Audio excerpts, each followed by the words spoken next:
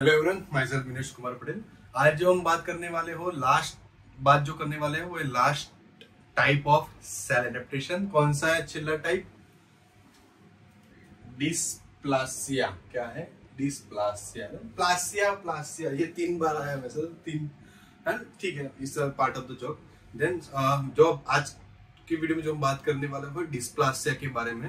What is the dysplasia? तो dysplasia means the abnormalities और disordered cellular development. क्या होगा dysplasia? Dysplasia means the abnormalities. कुछ abnormalities हो जाए कहाँ पे? तो जब सेल्यूलर का डेवलपमेंट या सेल का जब डेवलपमेंट हो रहा होगा या हो गया हो या फिर प्रोसेस स्टार्ट हो गई होगी किसकी? सेल्यूलर डेवलपमेंट की, तब कुछ एब्नॉर्मलिटीज आ जाए या तो फिर क्या आ जाए? डिसऑर्डर्ड। तो क्या होगा dysplasia? Dysplasia means the abnormalities और डिसऑर्डर कहाँ पे? In the cellular development. तो वो क्या हुआ? डिस्प्लासिया।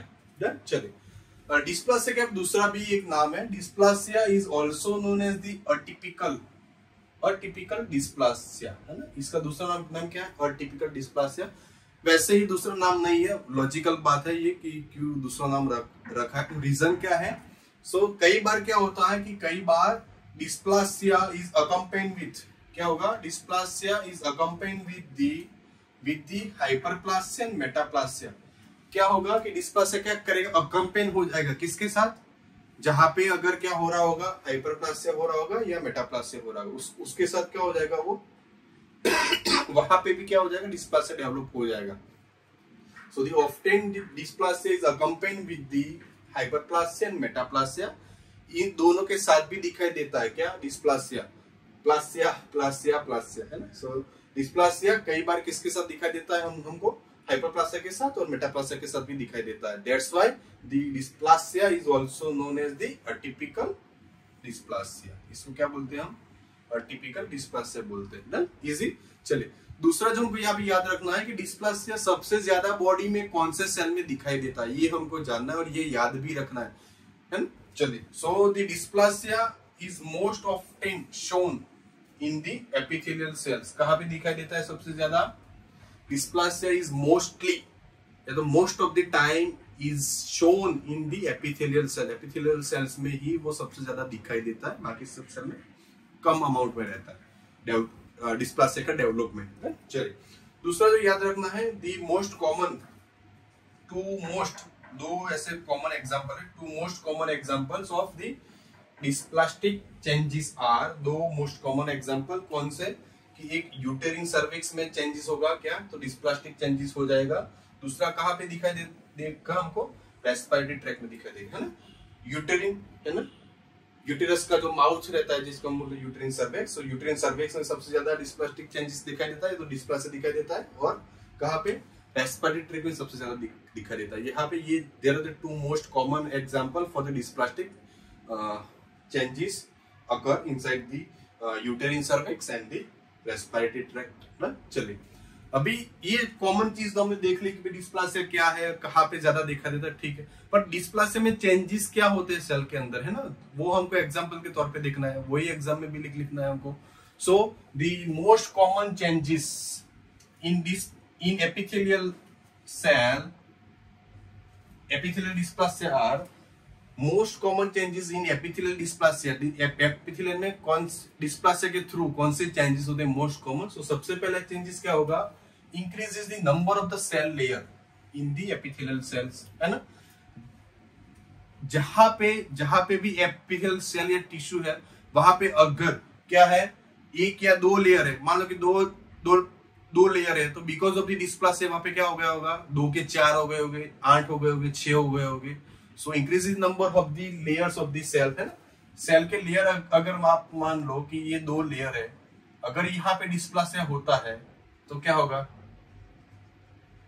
इंक्रीजेस द लेयर्स, है ना। लेयर जो है वो सेल के क्या हो जाएंगे? बढ़ जाएंगे। So that changes is known as dysplasia. एक दूसरा क्या होगा सेल्स के अंदर? सो द डिसऑर्डरली, क्या होगा? Disorderly arrangement of the cells from the basal layer. Basal layer में बेसलाइन लेयर जो रहता है सेल का, इसकी बात है। So the disorderly arrangement of the cells from the basal layer to surface layer. है ना।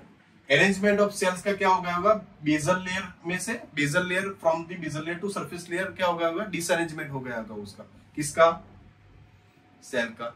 तो वो क्या हुआ, this changes is known as dysplasia, this type of changes. दूसरा सेल्युलर एंड न्यूक्लियर प्लियोमॉर्फिज्म, क्या हुआ, cellular and nuclear pleomorphism. Pleomorphism क्या है, तो प्लियोमॉर्फिज्म में क्या होता है, there is some variability in the cells with the size, shape, structure and the content of the epithelial cells. Content means what? Content means cell organelles, जितने भी cell organelles रहते हैं वहां पे कुछ वेरिएबल हो जाएंगे। साइज उसकी कम है तो ज्यादा हो जाएगी, ज्यादा है तो कम हो जाएगी, नंबर जो है वो सेल के कम हो जाएंगे, साइज कम हो जाएगी। So that variables is known as pleomorphism. चलिए चौथा वाला कौन सा है, increase the nuclear cytoplasmic ratio. क्या हुआ, increase the nucleocytoplasmic ratio. Nucleocytoplasmic ratio means what, कि वहां पे क्या होगा, variable in the size of the nucleus. Cells के अंदर जो न्यूक्लियस रहता है, उसका जो ब्रेन है ना न्यूक्लियस, सो न्यूक्लियस की साइज में वेरिएशन हो जाना, वो क्या हुआ, इंक्रीज द न्यूक्लियोसाइटोप्लाज्मिक रेशियो। चलिए न्यूक्लियोसाइटोप्लाज्मिक रेशियो, वहां पे रेशियो मींस क्या, साइज। जो न्यूक्लियस की साइज जो है वो हर एक सेल में कैसे हो जाएगी, वेरिएबल हो जाएगी। एक में अगर मान लो कि डायमीटर उसका, वैसे तो नैनोमीटर में हम बात करते हैं, पर ठीक है अगर एग्जाम्पल, क्योंकि एक सेल में मान लो कि 1 मीटर की साइज है न्यूक्लियस की, तो दूसरे सेल में क्या हो जाएगी, 1.5 हो जाएगी, या किसी में 2। So that variation of size of the nucleus is known as, that changes is known as dysplasia. चलिए फिफ्थ वन है nuclear hyperchromatism. Nuclear hyperchromatism, hyper means what, hyper means बढ़ जाना, क्रोमेटिज्म मींस क्रोमेटिन। आपको पता हो तो न्यूक्लियस में एक कंटेंट रहता है, क्या, nucleus can contain the chromatin, है ना, क्रोमेटिन रहता है। क्रोमेटिन क्या है, तो chromatin is a genetic material. क्या है वो, जेनेटिक मटेरियल है। क्रोमेटिन कब काम आता है, कि जब सेल्स रेडी हो क्या करने के लिए, सेल डिवीजन की प्रोसेस के लिए। Cell division means what, from the parent cell it divides into the 2 daughter cell. एक सेल में से 2 सेल बनना, ये जो प्रोसेस, जो डिवीजन सेल डिवीजन का जो प्रोसेस है उसकी बात है यहाँ पे।